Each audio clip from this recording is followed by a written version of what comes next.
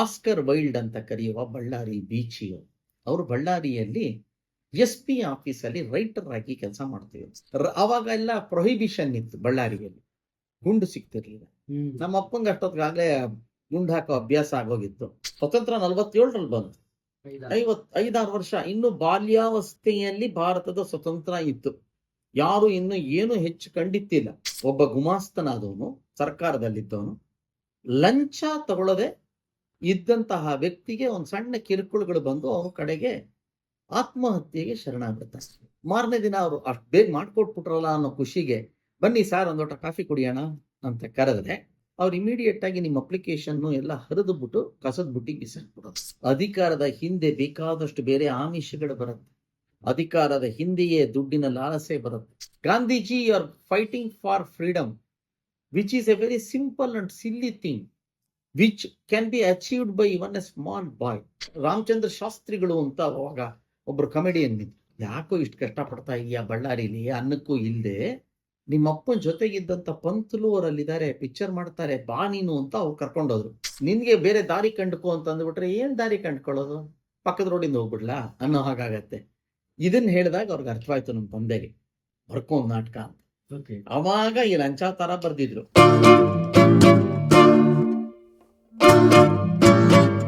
ನಮ್ಮ ತಂದೆ ಕಾಲವಾಗುವವರೆಗೆ, ಅಂದ್ರೆ 84ನೇ ವಯಸ್ಸಿನವರೆಗೆ, 2019 ಅವ್ರ ಕಾಲ ಆಗಿದ್ದು, ಅಲ್ಲಿಯವರೆಗೆ ಒಂದು ದಿನಾನೂ ಲಲಿತಾ ಸಹಸ್ರನಾಮ ತಪ್ಪಿಸ್ತಿಲ್ಲ ನಮ್ಮ ತಂದೆ. ಕೂತ್ಕೊಂಡು ದೇವರ ಮುಂದೆ ಕೂತ್ಕೊಂಡು ಅದನ್ನ 1.25 ಗಂಟೆ ಸಹಸ್ರನಾಮ ಯಾವತ್ತೂ ಮಾಡ್ತಿರ್ಲಿಲ್ಲ. ಬಯಾಪ್ ಮಾಡಿದ್ರು 1000 ಹೆಸರುಗಳು. ಶ್ರೀ ಮಾತಾ, ಶ್ರೀ ಮಹಾರಾಜ್ನಿ, ಶ್ರೀಮತ್ ಸಿಂಹಾಸನೇಶ್ವರಿ, ಇವೆಲ್ಲ ದೇವಿಯ ಹೆಸರುಗಳು. ಆ ಸಹಸ್ರನಾಮ ಆ ನಾಮವನ್ನ ಬಾಯಲ್ಲಿ ಗಟ್ ಮಾಡ್ಬಿಟ್ಟಿದ್ರು.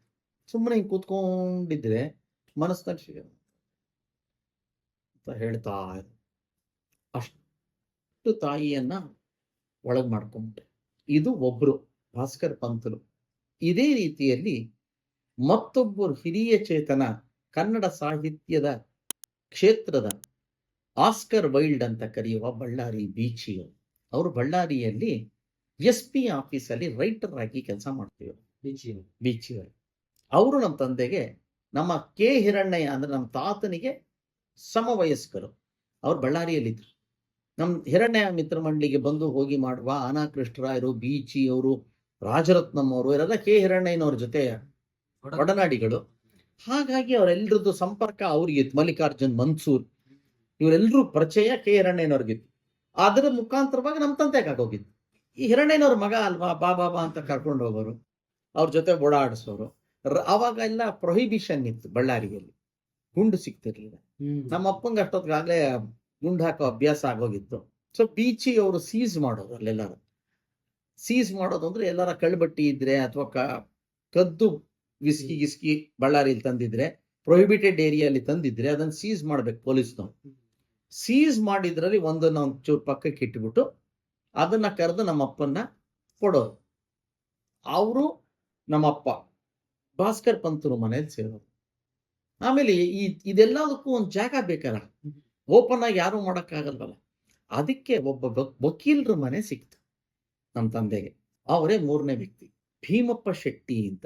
ಶೆಟ್ರು ಅಂದ್ರೆ ನಮ್ಮ ಈ ಹಳೆ ಮೈಸೂರಿನ ಬೆಂಗಳೂರಿನ ಶೆಟ್ರಲ್ಲ, ಅವರು ಆಂಧ್ರದ ಕಡೆಯವರು. ಬಳ್ಳಾರಿ ಕಡೆ ಶೆಟ್ಟಿ ಅಂತ. ಅವರು ಈ ವ್ಯವಹಾರಗಳು ಮಾಡ್ತಾರೆ, ಅಂಗಡಿ ವ್ಯವಹಾರಗಳು. ಅವರು ವಕೀಲರಾಗಿದ್ರು, ಭೀಮಪ್ಪ ಶೆಟ್ಟಿ ಅಂತ. ಅವರ ಪರಿಚಯ ಇವತ್ತಿನ ಜನಗಳಿಗೆ ಬಹಳ ಸುಲಭವಾಗಿ ಬೇಕು ಅಂದ್ರೆ, ಚೌಡಯ್ಯನವ್ರನ್ನ ನಾವು ಹೇಗೆ ಅಂಬರೀಷ್ ಅವ್ರ ತಾತ ಅಂತೀವಿ ಹಾಗೆ ಹೇಳಬೇಕು ಅಂತಂದ್ರೆ, ಕರ್ನಾಟಕದ ಪ್ರಥಮ ಮಹಿಳಾ ಜಡ್ಜ್ ಮಂಜುಳಾ ಚೆಲ್ಲೂರ್ ಅಂತ, ಅವರು ಸುಪ್ರೀಂ ಕೋರ್ಟ್ ಚೀಫ್ ಜಸ್ಟಿಸ್ ಅವರು. ಅವರ ತಂದೆನೇ ಭೀಮಪ್ಪ ಶೆಟ್ರು. ಆ ಭೀಮಪ್ಪ ಶೆಟ್ರು ಕೂಡ ನಮ್ಮಪ್ಪನನ್ನ ಸ್ನೇಹಿತರಾಗಿ ಕರೆದು ಮಾತಾಡಿಸ್ತಾ ಇರೋರು ಯಾವಾಗ. ಈ ಸ್ನೇಹದ ಸಂಬಂಧ ಬೆಳೀತು ಇವರು. ಅವತ್ತಿನ ದಿನ ಒಂದು ಟೈಮಲ್ಲಿ 52ನೇ ಇಸ್ವಿ 53ನೇ ಇಸ್ವಿಯ ಸಮಯ, ಅಂದ್ರೆ ಭಾಷಾವಾರು ಪ್ರಾಂತ್ಯವಾಗಿತ್ತು ಅಷ್ಟೇ ವಿನಃ ಸ್ವತಂತ್ರ 47ರಲ್ಲಿ ಬಂತು. 5-6 ವರ್ಷ ಇನ್ನು ಬಾಲ್ಯಾವಸ್ಥೆಯಲ್ಲಿ ಭಾರತದ ಸ್ವತಂತ್ರ ಇತ್ತು. ಯಾರು ಇನ್ನು ಏನು ಹೆಚ್ಚು ಕಂಡಿತ್ತಿಲ್ಲ. ಇಂತಹ ಸಮಯದಲ್ಲಿ ಒಂದು ಆರ್ಟಿಕಲ್ ಬಂದಿತ್ತು ಪೇಪರ್ ಅಲ್ಲಿ ಈ ವಕೀಲರು ಯಾವಾಗ್ಲೂ ಪೇಪರ್ ಆರ್ಟಿಕಲ್ಸ್ಗಳನ್ನ, ಕರೆಕ್ಟ್ ಆಮೇಲೆ ಅವೆಲ್ಲ ರೆಫರೆನ್ಸ್ಗಳು, ಆಮೇಲೆ ಎಲ್ಲೋ ಏನೋ ಕೇಸ್ ನಡೆದಿದ್ದನ್ನ ಕಟ್ ಮಾಡಿ ಅದನ್ನ ನೋಡ್ತಾ ಇರ್ತಾರೆ, ಅದ್ರ ಕಡೆ ಗಮನ ಇರುತ್ತೆ. ಇವರೊಂದು ಆರ್ಟಿಕಲ್ ಓದಿದ್ರಂತೆ, ಯಾವುದೋ ಕೇಸಿನ ಸಂಬಂಧವಾಗಿ. ಗುಮಾಸ್ತ ಅಂತ ಒಂದು ಆರ್ಟಿಕಲ್ ಬಂದಿತ್ತು. ಒಬ್ಬ ಗುಮಾಸ್ತನಾದವನು, ಸರ್ಕಾರದಲ್ಲಿದ್ದವನು, ಲಂಚ ತಗೊಳ್ಳದೆ ಇದ್ದಂತಹ ವ್ಯಕ್ತಿಗೆ ಒಂದು ಸಣ್ಣ ಕಿರುಕುಳಗಳು ಬಂದು ಅವನ ಕಡೆಗೆ ಆತ್ಮಹತ್ಯೆಗೆ ಶರಣಾಗ್ಬಿಡ್ತಾನೆ. ಈ ಆತ್ಮಹತ್ಯೆಗೆ ರಿಲೇಟೆಡ್ ಆಗಿದ್ದಂಥದ್ದನ್ನ ತಗೊಂಡು ಆರ್ಟಿಕಲ್ ಓದಿದ್ರಂತೆ. ಆ ಆರ್ಟಿಕಲ್ನ ಕಟ್ ಮಾಡಿ ನಮ್ಮ ಅಪ್ಪನಿಗೆ ಕೊಟ್ಟುಬಿಟ್ಟು, ನರಸಿಂಹಮೂರ್ತಿ ಇದನ್ನ ನೋಡು, ಇದ್ರ ಮೇಲೆ ಒಂದು ನಾಟಕ ಬರೀ ನೀನು. ನಮ್ಮ ತಂದೆ ಇದ್ದವರು, ಎಲ್ಲಿದೆ ಭೀಮಪ್ಪ ಶೆಟ್ರೆ, ವಕೀಲಿಕೆ ಮಾಡ್ತಾ ಇರೋದ್ರಿಂದ ನಿಮಗೆ ಎಲ್ಲವನ್ನ ಎಕ್ಸಾಗ್ರೇಟ್ ಮಾಡ್ತೀರಿ, ಎಕ್ಸಾಗ್ರೇಷನ್ ಅಲ್ಲಿ ನೋಡ್ತೀರಿ. ಇನ್ನು ಈಗ ತಾನೇ ಸ್ವತಂತ್ರ ಬಂದಿದೆ. ಅವತ್ತು ಹೇಗಿತ್ತು ಅಂದ್ರೆ, ಸರ್ಕಾರಿ ಕಚೇರಿಗಳಲ್ಲಿ ನಂದು ಏನಾದ್ರು ಒಂದು ಪೇಪರ್ ಫೈಲ್ ಮೂವ್ ಆಗ್ಬೇಕು ಅಂದ್ರೆ ಅಪ್ಲಿಕೇಶನ್ ಕೊಡ್ತಾ ಇದ್ದೆ. ನಮ್ಮ ತಂದೆ ಹೇಳಿದ್ದ ಕಥೆ ಇದು. ಕೊಟ್ರೆ ನಾಳೆ ಬನ್ನಿ, ಮಾರನೇ ದಿನದಷ್ಟೊತ್ತಿಗೆ ಅವ್ರ ಫೈಲ್ನ ತಗೊಳ್ಳಿಪ್ಪ, ನಿಮ್ಮ ಪೇಪರು ನಿಮ್ದು ಸೈನ್ ಆಗಿದೆ, ತಗೊಂಡೋಗಿ ಅಪ್ಲಿಕೇಶನ್ ಮೂವ್ ಅಂತ ಕೊಡೋರು ಅಷ್ಟೇ. ನೀವೇನಾದ್ರೂ ಒಂದು ವೇಳೆ ಮಾರನೇ ದಿನ ಅವರು ಅಷ್ಟು ಬೇಗ ಮಾಡ್ಕೊಟ್ಬಿಟ್ರಲ್ಲ ಅನ್ನೋ ಖುಷಿಗೆ, ಬನ್ನಿ ಸರ್ ಒಂದು ಲೋಟ ಕಾಫಿ ಕುಡಿಯೋಣ ಅಂತ ಕರೆದ್ರೆ, ಸ್ನೇಹ ಬೆಳೆಸ್ಕೊಳ್ಳೋ ಒಂದು ರೀತಿಯಲ್ಲಿ ಅವ್ರು ಇಮಿಡಿಯೇಟ್ ಆಗಿ ನಿಮ್ಮ ಅಪ್ಲಿಕೇಶನ್ ಎಲ್ಲ ಹರಿದು ಬಿಟ್ಟು ಕಸದ ಬುಟ್ಟಿಗೆ ಬಿಸಾಕ್ಬಿಡೋದು. ನಾನೇನು ಲಂಚ ತಗೋತಾ ಇದ್ದೀನಿ, ನೀನ್ ಕೊಡೋ ಕಾಫಿಗೆ ಗತಿ ಇಲ್ಲದೆ ಇಲ್ಲಿ ಕೂತಿದ್ದೀನಿ ಅಂತ ಅನ್ಕೊಂಡಿದೀಯ, ಏನಂತ ಅನ್ಕೊಂಡಿದ್ಯಾ ನನ್ನ ಅಂತ ಗಲಾಟೆ ಮಾಡ್ಬಿಡೋದು.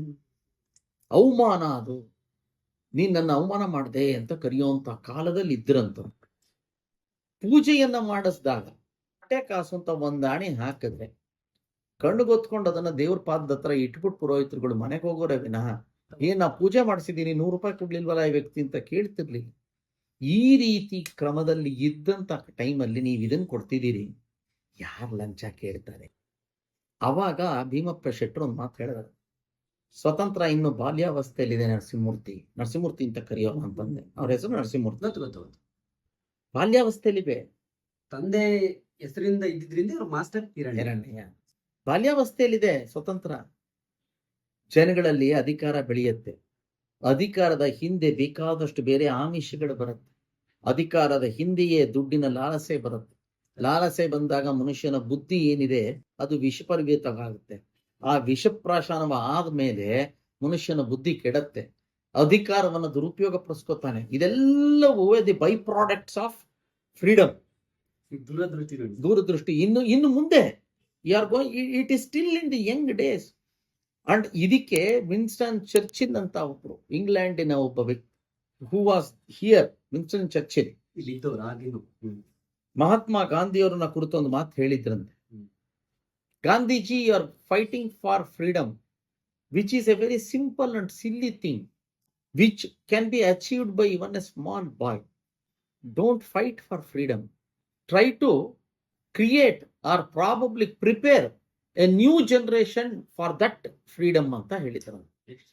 ಅಂದ್ರೆ ಸ್ವತಂತ್ರಕ್ಕೋಸ್ಕರವಾಗಿ ಹೋರಾಡಬೇಡಿ. ಬ್ರಿಟಿಷರು ಬಂದ್ರು ಎಲ್ಲಿಂದನೋ, ಪರಕೀಯರು ಪಾಶ್ಚಿಮಾತ್ಯ ದೇಶದಿಂದ ಬಂದು ಆಳ್ತಾ ಇದ್ದಾರೆ. ಈ ವ್ಯಕ್ತಿ ಇವತ್ತಲ್ಲ ನಾಳೆ ಹೋಗಲೇಬೇಕು ತನ್ನ ತಾಯಿನಾಡಿಗೆ.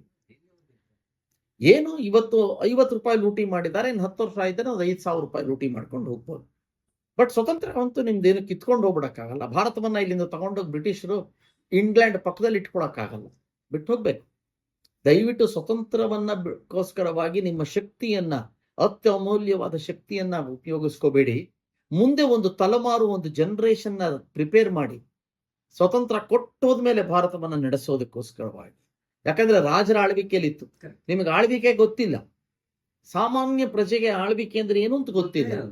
ರಾಜರು ಆಳ್ತಿದ್ರು, ಅವ್ರು ಹೇಳ್ದಾಗ ಕೇಳ್ಕೊಂಡಿದ್ರಿ. ಬ್ರಿಟಿಷರು ಬಂದ್ರು, ಅವ್ರು ಹೇಳ್ದಾಗ ಕೇಳ್ಕೊಂಡಿದ್ರಿ. ನಾಳೆಯಿಂದ ಪ್ರಜೆಯೇ ರಾಜ್ಯನಾದಾಗ ಏನೇನಾಗ್ಬೋದು, ಅಲ್ಲೋಲ ಕಲ್ಲೋಲ ಆಗತ್ತೆ ಅಂತ ವಿನ್ಸ್ಟನ್ ಚರ್ಚಿಲ್ ಹೇಳಿದ್ರಂತೆ. ಇದನ್ನ ಕೋಟ್ ಮಾಡಿ ದಯವಿಟ್ಟು ಇದ್ರ ಬಗ್ಗೆ ಒಂದು ನಾಟಕ ಬರೀರಿ. 53ರಲ್ಲಿ ನಮ್ಮ ತಾತ, ನಮ್ಮಪ್ಪ ಕೂತ್ಕೊಂಡು ಲಂಚಾವತಾರನ ಗುಮಾಸ್ತ ಅಂತ ಹೆಸರಿಟ್ಟೆ ಒಂದು ನಾಟಕ ಬರೆದ್ರು. ಅದಕ್ಕೆ ಪ್ರಥಮವಾಗಿ ಹೆಸರಿಟ್ಟಿದ್ದು ಗುಮಾಸ್ತ. ಅದನ್ನ ಆಮೇಲೆ ತಗೊಳ್ಳಿಲ್ಲ ಅವರು, ಯಾಕಂದ್ರೆ ಅಲ್ಲಿಂದ ಚೆನ್ನೈಗೆ ಮದ್ರಾಸ್ ಹೊರಟೋದ್ರು. ಪುಸ್ತಕ ಸ್ಕ್ರಿಪ್ಟ್ ಹಾಗೆ ಇತ್ತು, ಇನ್ನು ರಂಗಭೂಮಿಗೆ ಬಂದೇ ಇರಲಿಲ್ಲ. ಬರೆದ್ರು ಕೂತ್ಕೊಂಡು. ಆಮೇಲೆ ಯಾಕೋ ರಂಗಭೂಮಿಯಲ್ಲಿ ನನ್ಗೇನು ಇಲ್ಲೇನು ಇಲ್ಲ, ಬಳ್ಳಾರಿಯಲ್ಲಿ ಕೂತು ಏನ್ ಮಾಡ್ಲಿ ಜೀವನ ಅಂತ ಹೇಳಿ ಪಂತುಲು ಅವರನ್ನ ರಾಮಚಂದ್ರ ಶಾಸ್ತ್ರಿಗಳು ಅಂತ ಅವಾಗ ಒಬ್ರು ಕಮಿಡಿಯನ್ ಕ್ಯಾರೆಕ್ಟರ್ ಆರ್ಟಿಸ್ಟ್ ಚಿತ್ರರಂಗದಲ್ಲಿ ಅವರು ಸಿಕ್ಕಿದ್ರು. ಯಾಕೋ ಇಷ್ಟು ಕಷ್ಟಪಡ್ತಾ ಇದೆಯಾ ಬಳ್ಳಾರಿಲಿ, ಅನ್ನಕ್ಕೂ ಇಲ್ಲದೆ ನಿಮ್ಮಪ್ಪನ ಜೊತೆಗಿದ್ದಂತ ಪಂತುಲು ಅವರಲ್ಲಿದ್ದಾರೆ, ಪಿಕ್ಚರ್ ಮಾಡ್ತಾರೆ, ಬಾ ನೀನು ಅಂತ ಅವ್ರು ಕರ್ಕೊಂಡೋದ್ರು. ಅವ್ರು ಅಷ್ಟೊತ್ತಿಗಾಗ್ಲೇ ವೀರಣ್ಣವ್ರ ಜೊತೆ, ಸುಬ್ಬಯ್ಯ ನಾಯ್ಡುಗಳ ಜೊತೆ ಚೆನ್ನೈಗೆ ಹೋಗಿ ಅಲ್ಲಿ ಜೀವನ ಕಟ್ಕೊಂಡ್ಬಿಟ್ಟಿದ್ರು ರಾಮಚಂದ್ರ ಶಾಸ್ತ್ರಿಗಳು. ಕ್ಯಾರೆಕ್ಟರ್ ಆರ್ಟಿಸ್ಟ್, ಇವತ್ತು ಅಶ್ವಥ್ ಅವರು, ಶ್ರೀನಿವಾಸ ಮೂರ್ತಿ ಈ ತರದ ಆರ್ಟಿಸ್ಟ್ ಆಗಿ. ಸೊ ಹಾಗಾಗಿ ನಮ್ಮ ತಂದೆ ಅಲ್ಲಿ ಹೋಗ್ಬಿಟ್ರು. ಒಂದ್ 3-4 ವರ್ಷ ಆಯ್ತು. ಸೊ 56-57 ವಾಪಸ್ ಬಂದ್ರು. ಹಿರಣ್ಯ ಮಿತ್ರ ಮಂಡಳಿ ಆರಂಭ ಮಾಡಿದ್ಮೇಲೆ ಹಳೇ ತಮ್ಮ ತಾತನ ಕಾಲದ ನಾಟಕಗಳನ್ನೇ ಆಡ್ತಾ ಇದ್ರು.